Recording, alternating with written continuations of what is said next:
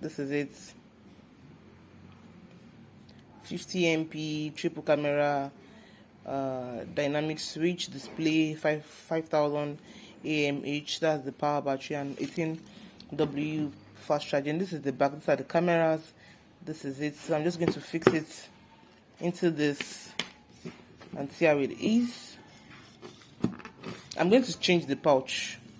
So I'm still going to buy another pouch, and so this is how it's going to look.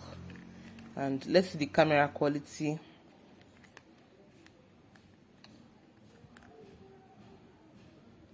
So it's still boosting. Okay, booting rather. So wahoo. So you can see camera snapping camera, and clap for yourself. Okay.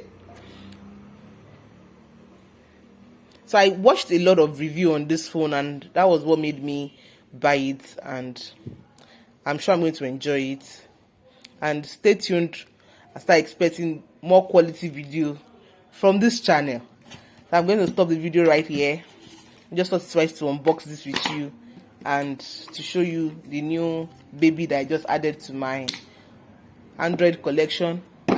So I don't have money for camera yet, so I just had to buy something that has good quality camera quality to film and to vlog.